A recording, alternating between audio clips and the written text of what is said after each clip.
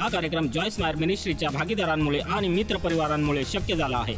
तुमच्या लक्षात आलंय का किती बदलतं जेव्हा तुम्हाला कळतं तुम्ही कोण आहात ते? तेव्हा तुम्हाला प्रयत्न करावा लागत नाही आणि प्रत्येकासमोर स्वतःला सिद्धही करावं लागत नाही तुम्हाला.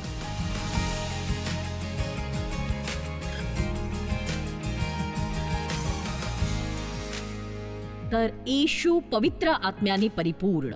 मी लूक मधल्या 4थ्या अध्यायात आहे. आपण 1 ते 13 वचनं वाचणार आहोत. बघूया की तुम्ही 13 वचनं न भटकता धीर धरू शकता का ते. आणि येशू पवित्र आत्म्याने परिपूर्ण असा यार्देनपासून परतला आणि त्याला आत्म्याने 40 दिवस रानात नेले. आपण ते का बघू शकत नाही? प्रत्येक कसोटी घेणारी गोष्ट जी त्याबरोबर येते तो सैतान असू शकतो, तो उद्युक्त करतोय, पण कधी कधी देव आपल्याला त्यापासून दूर का नेत नाही बरं? कारण सैतानाला आपल्याला इजा पोचवायची असते, पण त्यातूनच देवाला आपल्यासाठी चांगलं ते करायचं असतं. म्हणूनच मला तुमचं माहित नाही, पण मला ते देवाचं एक सगळ्यात आश्चर्यकारक मूल्य वाटतं. कारण जे अतिशय वाईट असतं त्यातून देव अतिशय चांगलं असं काहीतरी निर्माण करतो जे तुमच्या आयुष्यातलं सर्वोत्तम असू शकतं. तुमच्या आयुष्यात किती जणांनी याचा अनुभव घेतलाय? बघा, सगळ्यांनी. ते आश्चर्यकारक नाहीये का? देववचन अद्भुत आहे. तेथे सैतानाने त्याची परीक्षा घेतली. त्या दिवसात त्याने काही खाल्ले नाही. ते संपल्यावर त्याला भूक लागली. आता एक सांगू का? सैतान थोडा वेळ वाट बघतो जोवर तुम्ही कमजोर होत नाही. तुम्ही एकतर खूपच थकलेले असता किंवा खूप घाबरलेले असता किंवा तुमचं आयुष्य खूप असंतुलित असतं. तुम्ही इतकं काम करता की तुम्हाला अजून करायची इच्छाच नसते, किंवा तुम्ही आजारी असता किंवा काहीतरी, आणि मग तो त्या खोटेपणाची सुरुवात करतो. आणि तेव्हा सैतान त्याला म्हणाला, आणि मला हे आवडतं, जर तू देवाचा पुत्र आहेस, पहिली गोष्ट त्याने हल्ला केलाय तो कोणवर? मी जेव्हा हे सेवा कार्य चालू केलं ना, सैतान मला कितीतरी वेळा म्हणाला असेल की तुला काय वाटतं, तू कोण आहेस? म्हणजे केवळ तुला काय वाटतं, तू कोण आहेस? बघा, मी 12वी पर्यंतचं शिक्षण घेतलंय. मी मठ्ठ नव्हते, पण अतिशय चलाखही नव्हते. पण माझ्याकडे होतं चांगलं सामान्य व्यवहारज्ञान. आणि बघा, फक्त साध्या व्यवहारज्ञानाने तुम्ही खूप पुढे जाऊ शकता. आणि फक्त तेवढंच नाही, आणखीन कुठल्या पद्धतीने सांगू माहीत नाही, पण माझ्याकडे खूप हिंमत होती. मी हे म्हणण्या इतपत धाडसी होते की ठीक आहे ना, बघूया काय होतंय ते. एक सांगू का? तुम्ही सफल होऊ शकता का हे बघण्यासाठी असफल होण्याची तयारी दाखवायलाच हवी. नीट ऐकलत ना तुम्ही? बघा, यशस्वी होऊ शकता का हे बघण्यासाठी अयशस्वी होण्याची तयारी दाखवायलाच हवी. पण जे असुरक्षित असतात ते असफलतेला इतके घाबरतात की बऱ्याचदा ते त्याच सुरक्षित क्षेत्रात राहतात जे खूपच कंटाळवाणं असतं, आणि त्याला ते पूर्णपणे वैतागतातही. पण मी चुकतोय असं कोणालाच वाटत नाही. बघा, कोणीतरी सतत काहीतरी तुमच्याबद्दल विचार करणार आहे, सोडून द्या, त्यांना करू द्या विचार, तुम्ही नका पडू त्यात. तू देवाचा पुत्र आहेस तर या धोंड्यास भाकर हो असे सांग. येशूने उत्तर दिले, मनुष्य केवळ भाकरीने जगेल असे नाही, असे शास्त्रात लिहिले. आपल्याकडे वचन आहे म्हणून आपण ते वचन बोलू शकतो. जेव्हा सैतान आपल्यावर हल्ला करत असतो, सैतानाला उलट उत्तर द्यायला शिका, कारण तो तुम्हाला बरंच काही बोलणार आहे.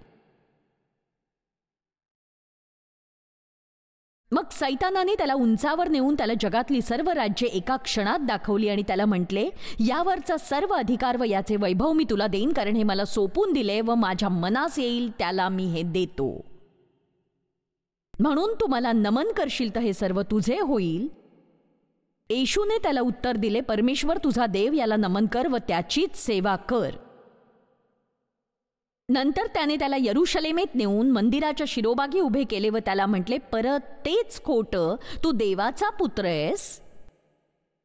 तू स्वतःला कोण समजतोस? चल सिद्ध कर. त्याला काहीही सिद्ध करायची गरज नव्हती, कारण तो कोण होता हे त्याला माहित होता. हो, इतक्या वेळा तुम्ही येशूला ते करताना बघता, जसं तो हल्लेखोरांना उगाच स्पष्टीकरण देत नाही. ते त्याच्यावर कुठलाही आरोप करतील, तो फक्त उभा राहील आणि तुम्ही विचार कराल, तू स्वतःला वाचवलं का नाहीस, पण तू कोण आहेस हे सांगत का नाहीयेस त्यांना? त्याला ते करायची गरज नव्हती, कारण त्याला माहित होतं तू कोण आहे. तुमच्या लक्षात येत आहे का की किती बदलतं जेव्हा तुम्ही कोण आहात हे तुम्हाला माहित असतं. कारण तेव्हा तुम्ही इतरांपुढे तुम्ही कोण आहात हे सिद्ध करण्याचा आटापिटा करत नाही. चला, आता समजतोय ना माझा मुद्दा? मी तुम्हाला सांगते तुम्ही कोण आहात ते. तुम्ही अपरिपूर्ण आहात, गोंधळलेले आहात, सुंदर अद्भुत असं देवाचं मूल आहात, ज्याच्यासाठी येशूने मरण पत्करलं. तुम्ही ख्रिस्तामधलं देवाचं नीतिमत्व आहात. तुम्हाला वेगळं केलं गेलंय, येशू ख्रिस्ताच्या रक्ताने पवित्र केलं गेलंय.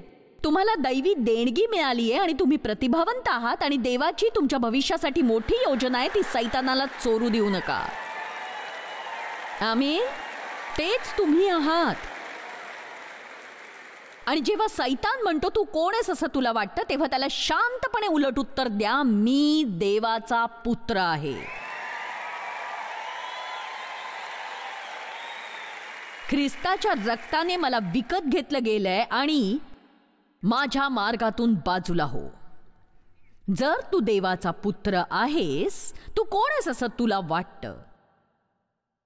कारण शास्त्रात असं लिहिलंय, तुझे रक्षण करण्यास तो आपल्या दूतास तुझ्याविषयी आज्ञा देईल आणि तुझा पाय धोंड्यावर आपटू नये म्हणून ते तुला हातावर झेलून धरतील. येशूने त्याला उत्तर दिले, परमेश्वर जो तुझा देव त्याची परीक्षा पाहू नको. आणि पुढचं वचन म्हणतंय, मग सैतान सर्व परीक्षा संपवून संधी मिळेपर्यंत त्याला सोडून गेला. आता हे वाचा, तो त्याला सोडून गेला त्याला आणखी संधी मिळेपर्यंत. तर आपल्याला हे कळलंय, त्यावर विश्वास ठेवा. सावध असा, जागे राहा. तुमचा शत्रू सैतान हा गर्जणाऱ्या सिंहासारखा कोणाला गिळावे हे शोधित फिरतोय. ते तुम्ही नसणारच. ख्रिस्तामध्ये तुम्ही कोण आहात हे जर तुम्हाला कळलंय तर ते तुम्ही नसणारच आहात. आमीन. आणि ख्रिस्तात तुम्ही कोण आहात हे कळूनही आणि तुम्हाला क्षमा केली गेली हे कळूनही, देवाचं हृदय तुम्हाला माहिती आहे हे कळूनही, तुम्हाला तुमच्या आयुष्यातला एकही तास अपराधीपणात आणि निर्भत्सनेत वाया घालवायचा नाहीये.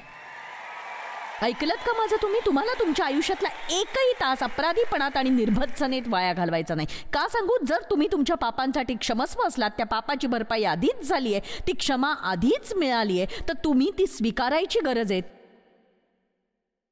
तुम्ही केलेली प्रत्येक चुकीची कृती तुम्ही करायच्या आधीच देवाला माहीत होती आणि तुम्हाला त्याबद्दल काहीही वाटण्याआधीच त्याने तुमच्यावर प्रीती केलेली आहे. म्हणून आपल्याला काही सिद्ध करायची गरज नाही. ख्रिस्तामध्ये आणि फक्त ख्रिस्तामध्येच सुरक्षित होईपर्यंत आपली कसोटी घेतली जाईल. येशू म्हणाला, कारण माझ्यापासून वेगळे असल्यास तुम्हाला काही करता येत नाही. मी विचार केला यावर आणि एक सांगू का, मिनिटभरासाठी यावर बोलूया की माझ्यापासून वेगळे होऊन तुम्ही काही करू शकत नाही. वेल, स्वाभाविकतः जे न विश्वासणारे आहेत ते काही जबरदस्त गोष्टी करतात, म्हणजे त्यांची कारकीर्द मोठी असते, ते गोष्टींचा शोध लावतात, ते जगप्रसिद्ध होतात. पण मी तुम्हाला एक सांगू का की मला नाही वाटत की कुठलीही व्यक्ती ख्रिस्ताशिवाय काही करू शकते आणि खरंच तुम्ही त्यामुळे सुखी आणि समाधानी होता.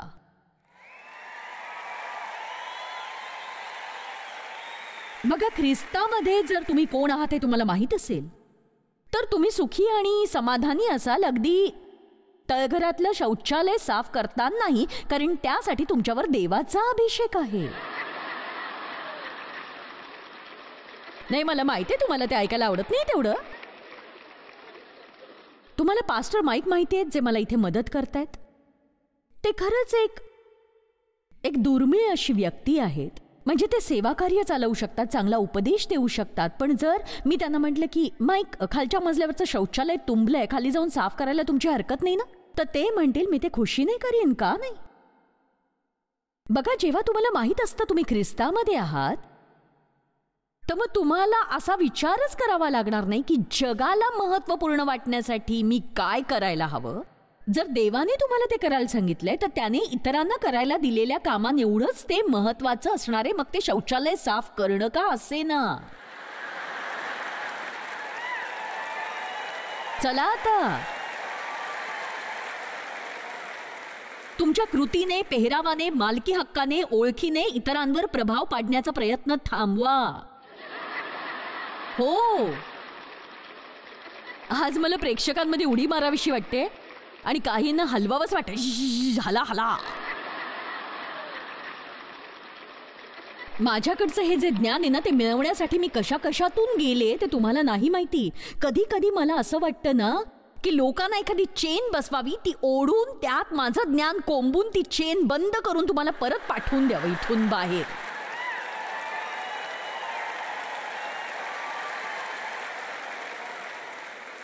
म्हणजे बघा, मला लोकांचं तारलं जाणं अतिशय प्रिय आहे. काल 525 लोकांनी त्यांचं आयुष्य परमेश्वराला अर्पण केलं.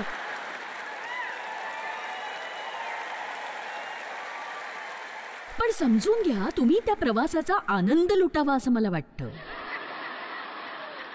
मला स्वर्गातल्या प्रवेशासाठी प्रयत्न करताना दयनीय झालेले नको आहात आपल्याला देण्यासाठी येशू मृत्यू पावलेल्या प्रत्येक दिवसाचा आपण आनंद लुटायला हवा. जर तुम्ही स्वतःचा आनंद लुटला नाही तर ते अशक्य आहे.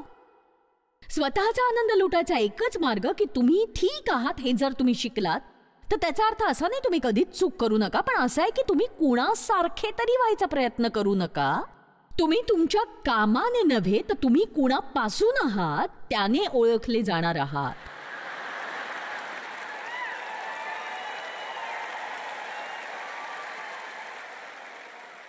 बघा, माझ्या नवऱ्याने काही वर्षापूर्वी जे केलंय त्यासाठी मी त्याचं खरंच कौतुक करते. त्यावेळी मला त्याची चीड आली होती, पण आता मागे वळून बघताना वाटतं किती चलाक होता तो. खरं तर तो अभियांत्रिकी क्षेत्रात होता, एक जॉब कॅप्टन.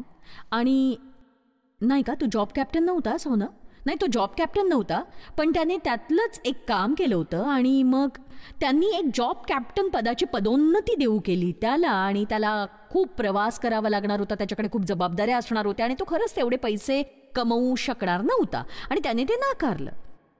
वेल, मी तेव्हा खूप महत्वाकांक्षी उत्साही होती आणि एक सांगू, मला वाटलं की काय झालंय तुला, तुला पदोन्नती नकोय, तुला या जगात वर जायचं नाहीये, तुला काही काळजीच नाहीये. बघा बघा, त्याला महत्वपूर्ण वाटून घेण्याची आवश्यकता नाही वाटली, कारण त्याला आधीच माहित होतं की तो ख्रिस्तात कोण आहे आणि आतून त्याला माहित होतं की त्याला अभियांत्रिकी क्षेत्रात जायचं नाहीये. आणि आम्हाला जे वाटत होतं ते कधी घडेल हे त्याला माहित नव्हतं. पण देव हा नेहमीच आनंदी असतो. त्याचं कारण हे की तो खूपच सुरक्षित आहे आणि लोकांना कायम उत्सुकता असते की आमच्यामध्ये ती गोष्ट कशी असते ते. पण एक सांगू का, त्याच्यासाठी ते कसं आहे आणि ती खूप साधी सोपी गोष्ट आहे त्याच्यासाठी. आणि जेव्हा देवाने पहिल्यांदा मला हे करण्यासाठी बोलावलं आणि तो त्याबद्दल उत्तेजित नव्हता, तो देवाला म्हणाला, देवा नक्की हीच ना.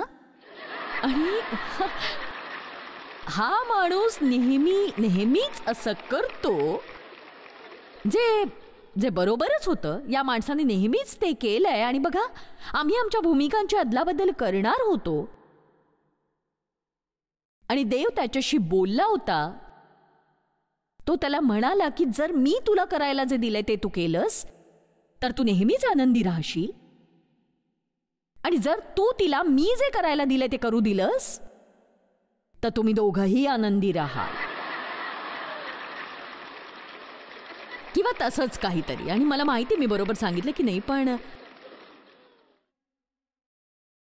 काळजी नका करू. ही सभा संपल्यावर माझं काय काय चुकलं ते सांगत असतो तुम्हाला नेहमीच.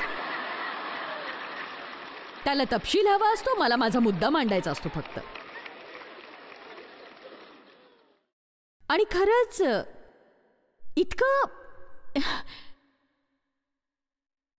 इतकं अद्भुत पुरुष असावं लागतं तुम्हाला की तुम्ही तुमच्या बायकोला जे करावंसं वाटतं ते करू देता आहो.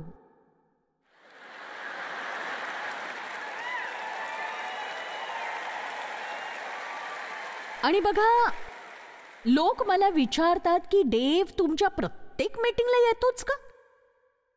तो आत्ता इथे आहे आणि कदाचित फक्त 3 वेळा तो आला नसेल इतक्या वर्षात फक्त 3दा असं झालं. बघा, तुम्हाला माहित नाहीये ते, पण मी इथे आहे म्हणून कुणाला तरी वाटू शकतं की मी जास्त महत्वाची आहे. पण म्हणजे सेवा कार्याचा पैसा देवने इतका योग्य पद्धतीने सांभाळलाय की आमच्यावर कधीच कुठलं कर्ज चढलं नाही आणि कधीच एकही पैशाचं व्याज भरावं लागलं नाही. आम्ही प्रत्येक गोष्ट कायम रोख देऊन घेत आलेलो.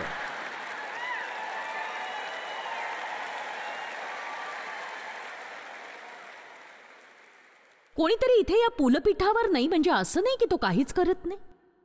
प्रत्येकाकडेच पुरेसा असा आत्मविश्वास आलाय की त्याने जे करायला हवंय ते तो करतोय आणि इतरांबरोबरच्या स्पर्धेत आमच्यात कोणीच नाहीये. अशा कितीतरी आश्चर्यकारक गोष्टी आम्ही सध्या करतोय. आम्ही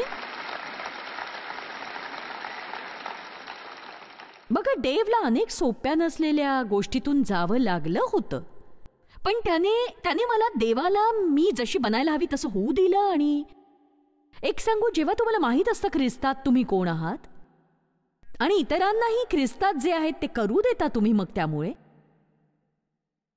आणि जर तुम्हाला माहीत नसेल तुम्ही कोण आहात तर तुम्ही आपोआपच इतरांना मागे खेचू पाहत असता, म्हणजे ते तुमच्यापेक्षा वरचढ ठरणार नाहीत. फिलिपिकरास अध्याय 3 वचन 3, कारण जे आपण देवाच्या आत्म्याने सेवा करणारे, ख्रिस्त येशूविषयी अभिमान बाळगणारे व देहावर भरोसा न ठेवणारे ते आपण सुंता झालेले आहोत. आपल्या कुणाचीच सुरक्षा आपल्या देहातून येत नाही. आपण कुणाला ओळखतो, आपण काय घालतो, आपण कसे दिसतो त्यावर सुद्धा नाही. आणि बायबल म्हणतं की देव आपल्याला आपल्या आयुष्यात हलवतो. इब्री अध्याय 12 वचन 27 आणखी एकदा याचा अर्थ असा होतो की घडवलेल्या वस्तूप्रमाणे हलवलेल्या वस्तू काढून टाकल्या जातील, ते यासाठी की न हलवलेल्या वस्तू टिकून राहाव्यात त्या वस्तू. वाह, तुमच्यापैकी काही जण सध्या तुमच्या आयुष्यात हलवणाऱ्या काळात आहात. एक सांगू, तुम्हाला गरजेच्या नसलेल्या सगळ्याच गोष्टी देव फक्त हलवतोय. योहान 15 मध्ये म्हटलंय की माझ्यातील फळ न देणारा प्रत्येक फाटा तो काढून टाकतो आणि फळ देणाऱ्या फाट्याला अधिक फळ यावे म्हणून तो प्रत्येकाला साफसूफ करीतो. तर बघा, तुमची वाढ व्हावी असं वाटत असेल तर छाटणी करावी लागेल, नाही का? तुम्ही म्हणू शकता की ठीक आहे देवा, तुझ्या मनाप्रमाणे कर, तुला जे करायचंय ते कर. आता तुम्हाला छाटणं काय ते माहितीये? तुम्ही फांद्या छाटता एखाद्या झाडाच्या किंवा झुडपाच्या, जर ते चुकीच्या दिशेने वाढत असेल तर, किंवा त्या फांद्या सुकल्या असतील तर. बघा, आपण आपल्या बरोबर कितीतरी मृत गोष्टी बाळगतो. अशा गोष्टी ज्याचा आपल्याला काही फायदा नाही त्या आपण बाळगतो आणि देवाने ते 10 वर्षापूर्वीच संपवलेलं असतं. खरं तर तरी ते तुमच्या बरोबर असतं. ते अभिषिक्त नसलं, तुम्हाला उपयोगाचं नसलं तरी तुम्ही त्याचा तिरस्कारही करता. तरी तुम्ही ते का करताय तुम्हाला माहित नसतं, का बाळगता? ते तुमची सगळी ऊर्जा शोषून घेत असतं. बघा, देव अशा गोष्टी छाटून टाकतो. बघा, तुम्ही जर विचार केला की तुम्ही एक झाड आहात आणि एक माई छाटण्याची कात्री घेऊन तुमच्या मागे लागलाय आणि तुम्हाला काहीतरी वाटतं की हे फार चांगलं वाटत नाहीये. बघा, देव जेव्हा आपल्याशी तसं वागतो तेव्हा आपल्याला ते बरं वाटत नाही, पण खरं तर तो आपल्या आयुष्यातल्या काही गोष्टींपासून आपली सुटका करत असतो ज्या आपल्यासाठी चांगल्या नसतात आणि त्या आपल्याला त्रास देत असतात. त्याची आपल्याला इतकी सवय झालेली असते की आपण त्या सोडून देऊ इच्छित नाही. देव येऊन त्या काढून टाकेपर्यंत त्याबद्दल आपण काहीच करू इच्छित नाही. चला आता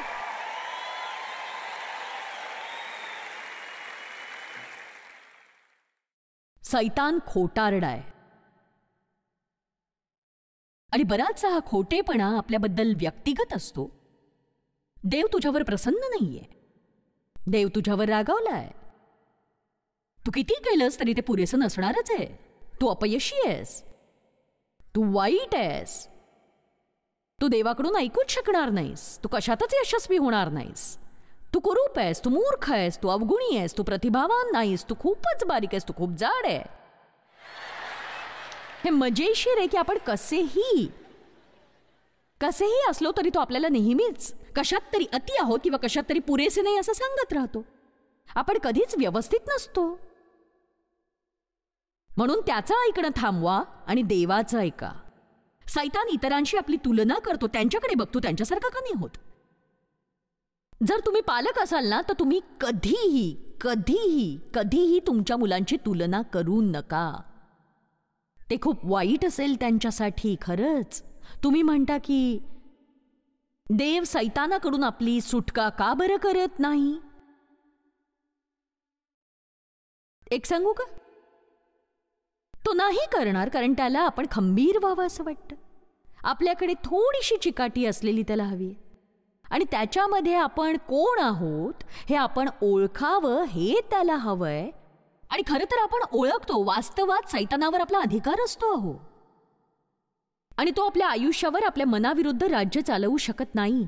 तर आपल्याला जगाला ओळखायचंय आणि जे चाललंय त्याकडे लक्ष न देणारे झोपाळू ख्रिस्ती व्हायचं नाहीये. सैतान तुमच्याशी कधी खोटं बोलतोय ते ओळखा आणि त्याला म्हणा तू खोटारडा आहेस आणि मी तुझं ऐकणार नाही. ख्रिस्तामध्ये मी कोण आहे मला माहितीये.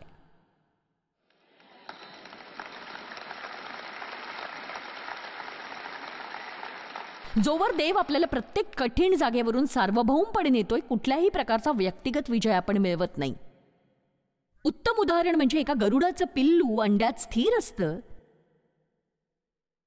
जेव्हा एक गरुड अंड्यात असतो, जन्मलेला नसतो, त्याला चोचीच्या टोकाशी एक छोटा दात असतो. ते अंड्याचं कवच तो त्या दाताने फोडू पाहत असतो, आणि ते मेहनतीचं काम असतं. मी स्वतः ते बघितलं नाही, पण मी त्याच्या गोष्टी वाचल्या आहेत. आणि ते एका गरुडाचं पिल्लू त्या अंड्याच्या कवचाबाहेर यायचा प्रयत्न करतं, कारण ते बघणं सुद्धा कष्टदायक असतं. त्याला फक्त टोचायचे टोचायचे टोचायचे, तेच करायचे तेच करायचे तेच करायचे तेच करायचे तेच करायचे तेच करायचे. पण आपल्याला हे माहीत नाही की देवाने ती मुद्दामच हेतुपूर्वक योजना केली आहे, कारण त्यांनी जन्म घेण्याआधीच गरुडामध्ये चिकाटी येते त्यातून. आणि बघा, गरुड हा राजेशाही पक्षी आहे. राजेशाही. गरुडाबद्दलची एक गोष्ट मला आवडते, ते साधारणपणे थव्यात उडत नाहीत, ते एक एकटे उडतात. चला आता मी काय सांगू पाहते ते 2-3 लोकांना कळलंय बहुतेक, नाही का? जर तुम्हाला देवाचा गरुड व्हायचं असेल तर एकट्याला उडावं लागेल. आमीन. थव्यामध्ये तुम्ही सगळ्यांबरोबर पंख फडफडत राहू शकत नाही. तुम्हाला सगळ्यांच्या वर उडायचंय. बघा, जेव्हा आपण बालख्रिस्ती असतो, आपल्याला दुसऱ्या कोणीतरी आपल्यासाठी प्रार्थना करायला, वचनं शोधायला हवी असतात. आपण म्हणतो की हात धरा, मदत करा, मी बुडतोय, मी निराश आहे, मी हे, मी ते, मी दुसराच आहे. आणि तुम्ही प्रथम त्या ठाम राहण्याचा आणि त्याच्यात राहण्याचा प्रयत्न करता जेव्हा देव तुम्हाला पाठिंबा देतो. पण एके दिवशी तो येऊन तुम्हाला असलेला पाठिंबा काढून घेणार आहे, आणि तुम्हाला स्वतःसाठी विश्वास ठेवावा लागेल, शत्रूविरुद्ध उभं राहावं लागेल, तुम्ही कोण आहात ते ओळखावं लागेल, व्यग्र व्हावं लागेल दुसऱ्याकडून मदत मागण्यापेक्षा दुसऱ्याला मदत करण्यामध्ये.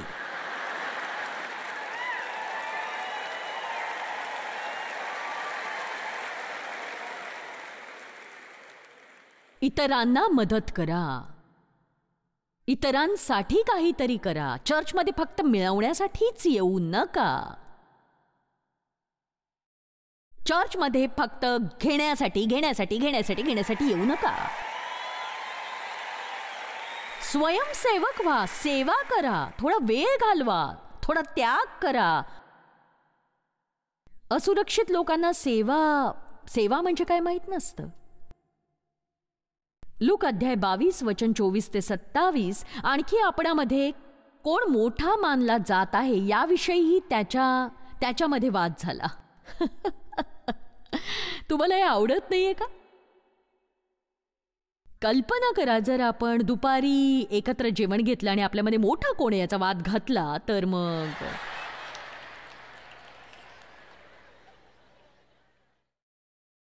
जेव्हा त्यांना म्हटलं परराष्ट्रीयांचे राजे त्यांच्यावर प्रभुत्व करीतात आणि जे त्यांच्यावर अधिकार गाजवतात त्यांना ते परोपकारी असे म्हणतात, परंतु तुम्ही तसे नसावे, तर तुम्हामध्ये जो मोठा तो धाकट्यासारखा व जो पुढारी तो सेवा करणाऱ्यासारखा असावा. सेवा करणाऱ्यासारखा. छान. मला एकतरी व्यक्ती मिळाली जिने टाळ्या वाजवली, जिला आवडलं हे. मोठा कोण, भोजनास बसणारा किंवा सेवा करणारा? भोजनास बसणारा की नाही? मी तर तुम्हांमध्ये सेवा करणाऱ्यासारखा आहे, तर इथे आपल्याकडे देव आहे. तो आपल्या आत येत आहे, मानवी स्वरूपामध्ये येत आहे. तो आपली पाप स्वतःवर घेऊन सगळ्यात शक्तिशाली अशी व्यक्ती, आणि तो आलाय सेवकासारखा. आपल्याला वाटतं अधिकारी असणं हेच सामर्थ्यशाली आहे, पण तसं नाही. तुम्ही सेवक आहात तरीही सामर्थ्यशालीच असाल तुम्ही.